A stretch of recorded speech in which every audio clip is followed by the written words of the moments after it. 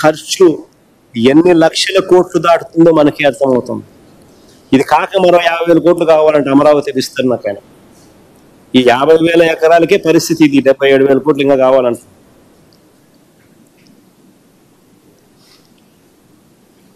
ఇంకొక 50,000 ఎకరాలు మళ్ళీ సేకరించి ఈ పెద్ద మనిషి విస్తరించి అమరావతి విస్తరణ కోసం మరో 50,000 ఎకరాలు కావాలంటుంది. తీరా చూస్తే ఎన్ని లక్షల కోట్లు కావాలి. అది అయిపోయేసరికి ఆ తర్వాత ఆ 2-3 లక్షల కోట్లు ఇంకా ఎన్ని లక్షల కోట్లు అవుతుంది అయిపోయే సమయానికల్లా.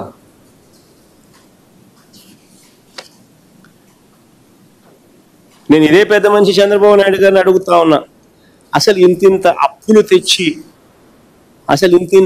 తెచ్చి ఇన్నిన్ని స్కాములు చేసే బదులు, అయ్యా చంద్రబాబు, నీ సొంత లాభాలు పక్కన పెట్టి, నీ సొంత బినామీల ఆస్తులు పెంచుకునే కార్యక్రమం పక్కన పెట్టి రాష్ట్ర ప్రజల గురించి ఆలోచన చేయి.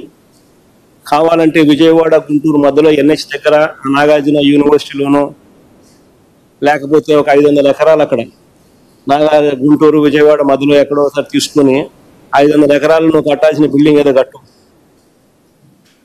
రీజనబుల్గా ఏదో సైజులో అయిపోతుంది.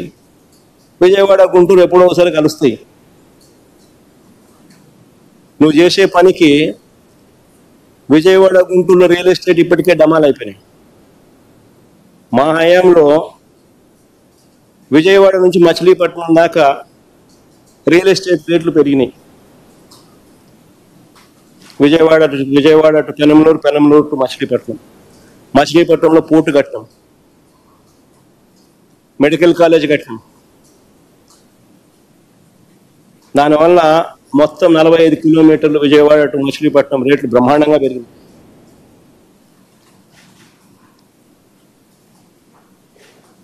ఏదో విజయవాడ గుంటూరు మధ్యలో కట్టామనంటే మచిలీపట్నం నుంచి గుంటూరు దాకా రేట్లు పెరుగుతాయి, ప్రజలందరూ సంతోషపడతారు. అంతేగాని ఏది స్వామి ఇది? అప్పులు తీసుకొస్తా ఉండవు, స్కాములు చేస్తూ ఉండవు.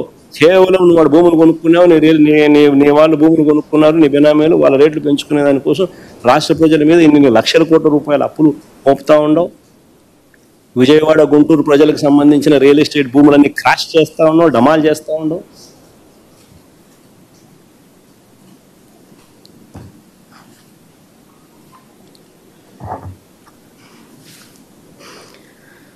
అవినీతి బాగోతలే కాదు, చంద్రబాబు నాయుడు గారి అవినీతి బాగోతాలే కాదు, పరిపాలనలో వరుస వైఫల్యాలతో చంద్రబాబు గ్రాఫ్ రోజుకు పడిపోతూ ఉంది. ఇది వాస్తవం.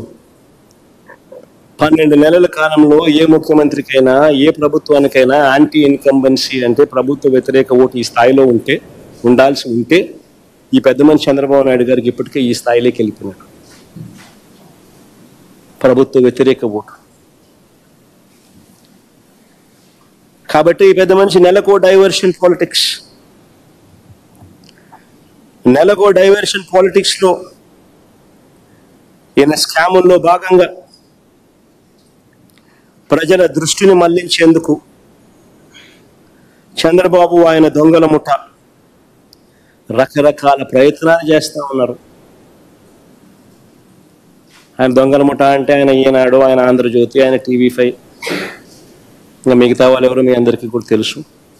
అందరూ దోచుకోవడము, పంచుకోవడము, ఎవరు రాయరు, ఎవరు సూపరు, ఎవరు మాట్లాడరు. ఇది జరిగే కార్యక్రమం.